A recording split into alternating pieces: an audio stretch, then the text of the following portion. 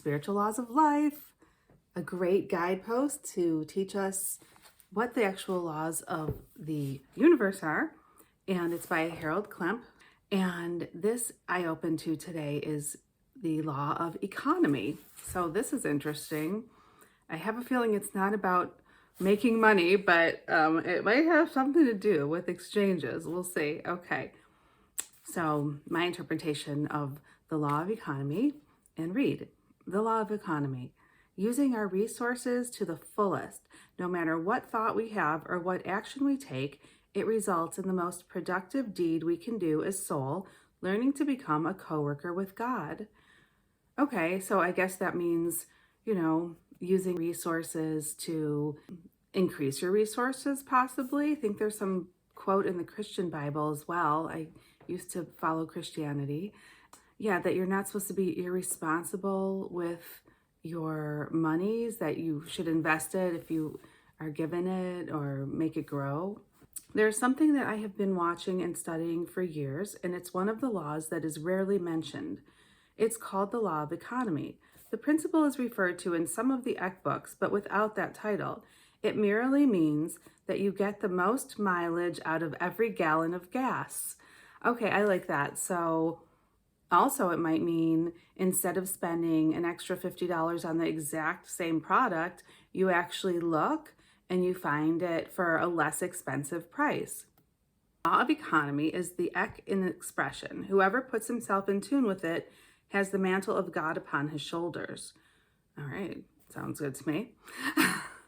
The Eck employs its channels at the place of need, without regard to age, health, location, or any other limitations. It uses every circumstance to reach people with the light and sound. The Holy Spirit serves us and we serve it. Okay, so let's continue. Service means that every move, every thought, everything we do gets the best advantage. No matter what thought we have or what action we take, it results in the most productive deed that we can do as soul, learning to become a co-worker with God. So what imaged in my mind is, let's say you're at an appointment and you are like waiting and it's like taking longer to get in, then maybe you are prepared with like headsets to listen to your book that you're currently reading. So you're actually making use of that time, or instead you're meditating. You can also chant the hue so that you kind of ground yourself and flood yourself with that protective, highest love vibrational energy, which is embedded in the word hue, which also means love or God. I have often referred to this service as the law of economy. It means that in every way we look for the best. We look to excel in every way. Okay, so your car, like I'm just getting images of what it is for me. For me, I'm not going to drive around in a disgusting car. I keep my things clean because I feel like that is me respecting with gratitude the gift of having a car. So I keep it clean. It's respectful. It feels respectful. So this reminded me of that. If we are going to paint a picture, it will be the best we can do today.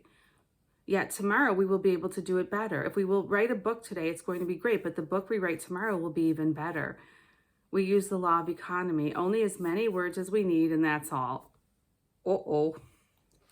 See, sorry. Okay. Well, see, that's a balance thing. You are constantly having to rebalance. Like I have to watch my talking too much sometimes. But we all have to work on things, right? Many of the foods I like make it difficult to talk. If I didn't have any talks to give, I'd eat whatever I wanted. But when you serve the Eck, you find out how to change your diet to get the most out of your body. This is working with the law of economy. Okay, so what makes you sluggish? What makes you have enough energy and feel good in your body so you don't have like stomach problems or whatever, heartburn, like, or whatever it is. Like, if something does that to you, stop eating it, I think was what he's saying here.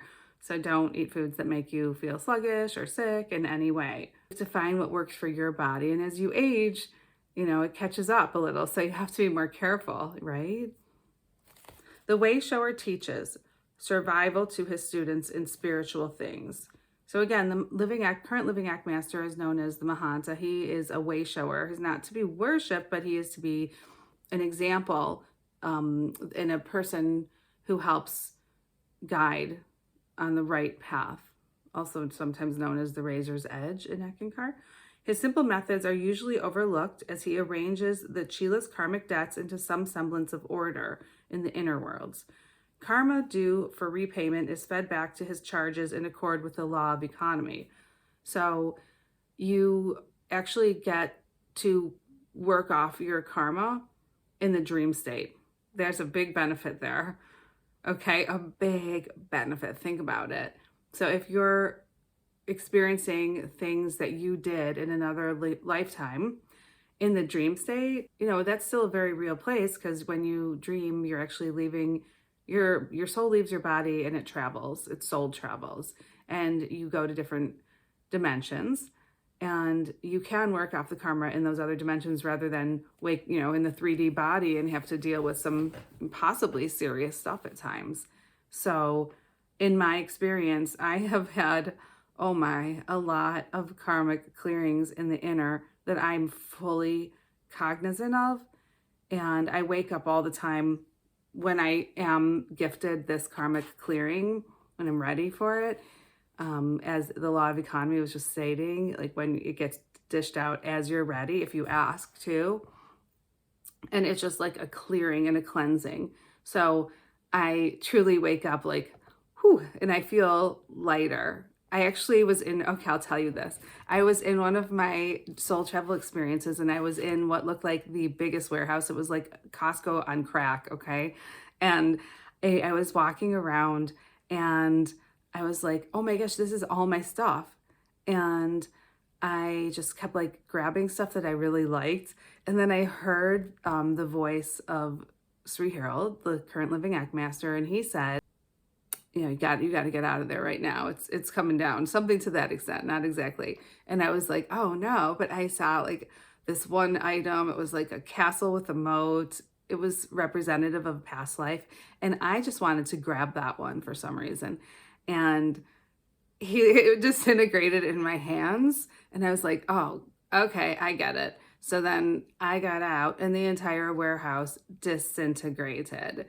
And my life has changed so much since these types of things happen. Like the heaviness, the darkness, the pain that I have experienced in my life has been quite heavy at times and has attracted a lot of opportunistic like people, and I don't have that anymore. And hey, now that I said that, I might get tested. Oh God. But the point is that like once you get aware of what your karma is and you start working it out, it changes, it fades, and you get to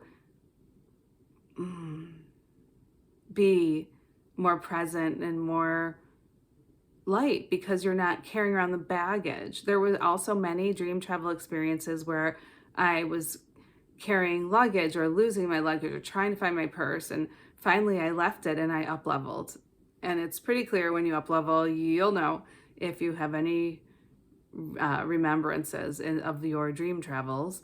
You got to just let it all go, guys. This is the message, okay, from me. Now, the way shower teaches us, okay, so the law of economy makes an accommodation for every area of one's development, physical, psychic, mental, and spiritual. With the law of economy, you get what you need. As a child, you don't have many choices. As you grow older, you should have more. We look for spiritual freedom, and this also means we must have freedom of choice.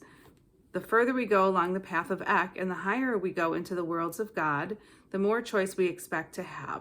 The spiritual principle is that you get the most effect out of everything you do, and everything is turned to a spiritual effect. Through doing the spiritual exercises, the forces are no longer being scattered all over and wasted. They are now aligned in one direction. And that direction is home to God, to the Sugmad. So you see that the law of economy is important. What usually isn't noticed is that the law of economy is expressed in everything we do and in the people we meet every day. I have this one exercise I came up with myself. It's a spiritual exercise. I call it island hopping. So I picture myself on an island, and Sugmad, being all that is source God, okay, is the return trip is via the water. So you kind of have to island hop to get closer and higher in the dimensions. So you can imagine yourself going from one island to the next. How?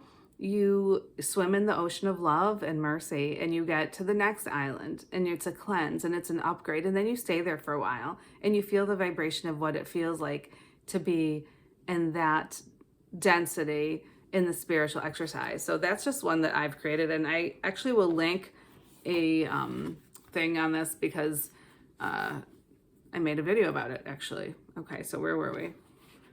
When something isn't carried out the way I'd like, the first thing I do is ask, where's my responsibility in this? Oh, isn't that a good question? Shouldn't we all ask? So many people want to blame other people or make up lies or all that's nonsense. You got to look in, because it's never going to get better if you don't look within. You know, is it possible I didn't communicate this clearly enough? So maybe someone misunderstood something. That's a possibility. Very often this is true. Working as we do at all the different levels and with all the different languages we speak, communicating with each other can be quite difficult. As we go higher in Ek, our communication with spirit becomes clearer. And hopefully, as we go further along the path, the communication among initiates should be cleaner and clearer. An aspect of the law of economy is recognizing the weaknesses in any system on Earth. This includes recognizing the weaknesses in our own character and makeup and working with them, and as well as recognizing the same traits in other people and trying to work with them. So it's really important to look within and see, how did I contribute to this situation? What did I do that might have, triggered this person to say such a thing, or to make up such lies, or to do whatever it is that they're doing that's negative, okay? Or just, if it's not as that traumatic and big, or betrayal and all that stuff, what did I do to make this person, let's see, what would it be? Let's say, snippy at you. Well, maybe you did nothing, but maybe you were insensitive on a topic that you forgot is very sensitive to them. Like, you just don't know. You have to look within. And that's why the law of silence is also important, which I will get to reading one day. But watching what you say, introspecting, is what I think this means. We know that the world economy hasn't been operating on the law of economy. America is one of the great offenders. How long can you run without paying your debts? Some governments feel they can always start up the presses and print more money. There is a law against people doing this in their basement, but this is how many national governments operate. That's so funny and true, because they don't realize how the law of karma works. The life of a country spans many decades, and karma doesn't necessarily come back tomorrow morning. It sometimes takes several years. In the meantime, everybody thinks they are getting a free ride, but they are forgetting the basic law of economy, which is the law of cause and effect. Okay, so if you think you're getting away with something for a long time, you're not, because there is cause and effect in karma, and it will come back to you. You pay for everything you get, both spiritually and materially. And how interesting is that? I like that analogy about how, people are not allowed to print money, but the government does. Like, even when there isn't any to print. It's kind of funny. The different countries of the world act like many human beings. They simply don't understand the laws. Countries, if you're listening, start understanding, because not good, apparently. Just saying. The Eckankar is among the chosen and enlightened who understands, at least in his head, if not in practice, that sometime he must pay his debt, if not sooner than later. And that also extends to all the people who believe in reincarnation and karma out there. Anyone who believes in that, then you too know that sometime you will have to pay back what you have received. And if not sooner, then it will happen later. Take your share of drubbings. I honestly don't know what that word means, drubbings. Because within each lesson is hidden the seed of truth, which is needed for you to take the step that follows. But you can't take the next step until you take the step that is right here. You must begin where you are now. When you can live your life fully under the law of economy and the law of love, you will be qualified to take the next step.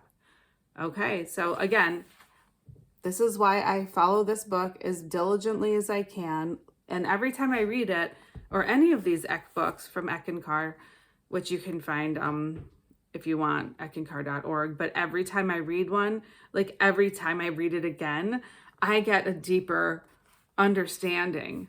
It's just fascinating. I love this path. Okay. Knowing how to move in the grace of Ek touches upon the law of economy. Those who pay lip service to the spiritual exercises by giving them a cursory trial complain that Ek does not work for them. Therefore, something is wrong with the program. True to the mold of the loser, failure in their life is always the fault of somebody else. Oh, I get it.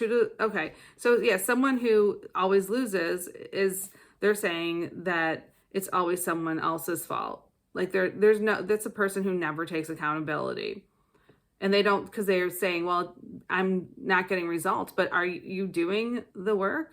They seldom take responsibility for what they do, and what they do is done in a half-hearted and sloppy way. This is the reason that businessmen today can be the leaders in the spiritual things, because the good ones carry out the law of economy for their survival and success. If something comes in a more attractive container, we're willing to pay more for it than its real value. Why? Because we like to think we're getting more. In doing so, however, we are not using our resources to the fullest, which is part of the law of economy. Okay. Yeah, that's true. My aunt, I love her. But she even said it straight up. She goes, I wouldn't buy it from that store. I'll buy it from this store. I love her so much. And she would only spend more. What's wrong with you? It's the same thing. Like, everything's the same. I don't like that store. I'll go for you. I don't like the store. I don't want it from that store. Okay. Some messages just make good sense. When you go out to buy, don't show your silver. That's the law of economy. A good spiritual reminder is this one, which demonstrates the return of love. If you continually give, you will continually have. Yeah, that's nice. That's really nice. It's true. We can kid ourselves all we want, but the spiritual law is that we have to pay in some way for everything we get. This comes under the law of economy, which operates in the lower worlds up to the mental plane. Higher laws, such as the law of love, prevail in the spiritual worlds, but down here, we are in the world of dichotomies, lack or plenty, highs and lows, riches and poverty. Karma and reincarnation come under the law of economy. If you direct your spiritual energies in the most straightforward way, always keeping in mind where you are going, you will get through these rebirths faster than if you get sidetracked. And the negative forces, by the way, will send people into your life to do that, to sidetrack you. It's really true. Don't get sidetracked, guys. Stay the course, okay? You pick a goal such as God realization. Then you open yourself to the Holy Spirit, the Ek, and make your way directly through life to accomplish the goal. There will be help along the way. You take it as it comes, even though it may not seem to fit into your beliefs up to that time. The law of economy starts down here in the physical plane. So again, I'm going to show you the planes. So we're incarnated in the physical. So there's the physical, then there's the astral, then there's the causal, which is where the Akashic records are. Then there's the mental, then there's the etheric, which is like a bridge between the higher worlds, which are all the love worlds and above. Okay, so that would be fifth dimension, as many people will say, or fifth plane and above. There is no shortcut unless one considers the law of economy, which is to take no more effort than is absolutely required. So you could actually overdose on doing too much sometimes. Like, maybe I need to chill out when I just read that, and maybe there's some people listening who need to actually do more, but you could chant the hue for 20 minutes or meditate for 20 minutes. So people are like, well, what about prayer? So I have learned something interesting about prayer, and I've learned that you can always talk to God But praying for others is not necessarily a great choice because you don't know what they came here to experience, okay? They may have come here to experience some lessons that you don't want to interfere with, you know? And it might just be a temporary reprieve anyway, just prolonging someone's suffering. Like, I like to say, may the blessings be, and leave it in God's hands, okay? Not in my mind to think, oh, well, I'm praying for this for that person. No, I think it's better to like just say, may the blessings be. Of course, you send people love. I send love. I bring people flowers. I do things like that if someone's ill, or, I'll call them at the very least and let them vent. Just to be there for someone who's suffering a lot, make them smile, make them laugh, spend as much quality time with someone who's sick. It is a blessing to them to get them out of their thoughts about their illness. All right. Okay, with the discrimination given by the inner master, which is part of the law of economy, you learn to put aside the unnecessary and deal only with the tasks worthy of your time and energy. OMG. I have to put my glasses down on that one. Okay. Guys, when you jump in, when someone tells you something like you just take on others' karma if you help them too much. You really take on their karma, and you don't want to do that. You can be there for someone, but if you start doing what they're supposed to do, you rob them of the chance to learn the lessons, and guess what happens? You get some of their karma for a while, but all of it goes back to them anyway, and they have to do the whole thing over again in one way or another. Okay, maybe not from the basics where they started, but they're going to have to work it themselves anyway. So you're basically just really, it's not a good idea to do too much. You got to be smart about it. If someone asks you to help move and you're like this strong person and you want to help them move and you can, then go for it. But if this is a whole revamp on a person's life and you are just helping them with literally everything because your heart is big, it's not discerning. Don't do that. What happens is, like, okay, I'm not here to tell you what to do. Do whatever you want to do, but know that what he just wrote here is true. Like, it usually doesn't go well. You have to deal with only the tasks worthy of your time and energy. And sometimes you don't know what those are and you make mistakes in life, but be aware that your time and energy matters and counts. So be smart about where you share it.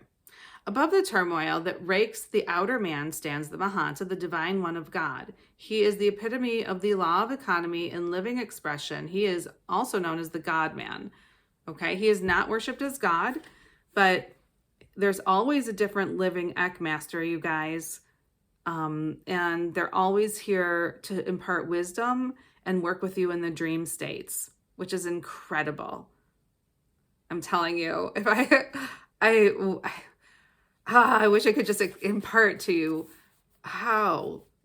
it's like, see, that makes me want to cry too, how much my life has improved and how much I've taken my power back and opened my heart again in love, with the help of these inner masters. And there are many Ek masters, by the way, and I've met many of them. You can meet them in the inner as well.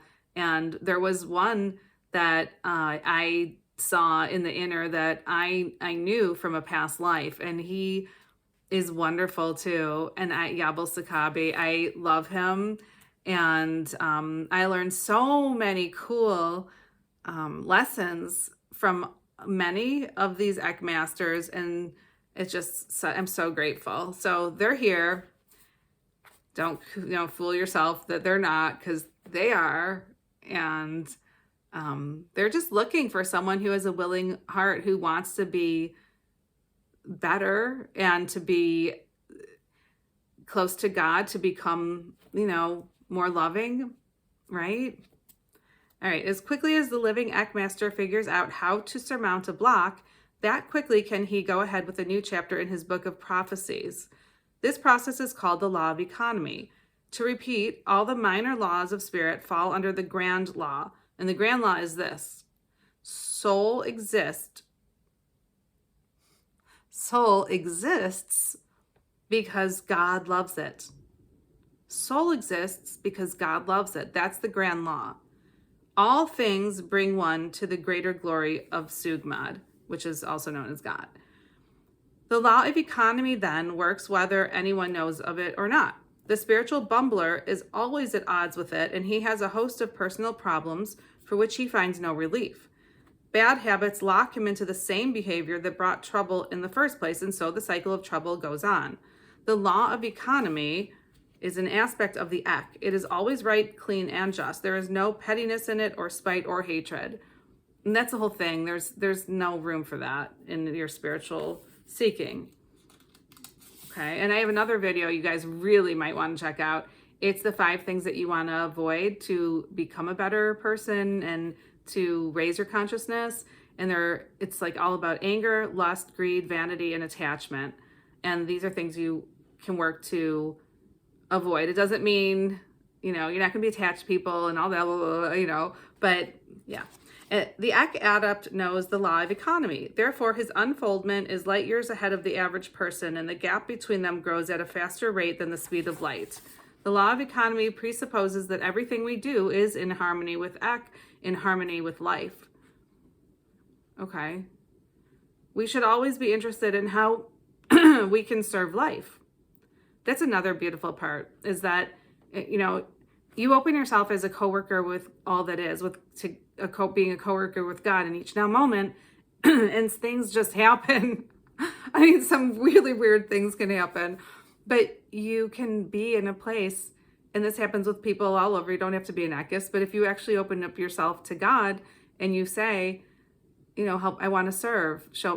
I'm serving as a vessel for you. Like, what do you need, And then you see what happens.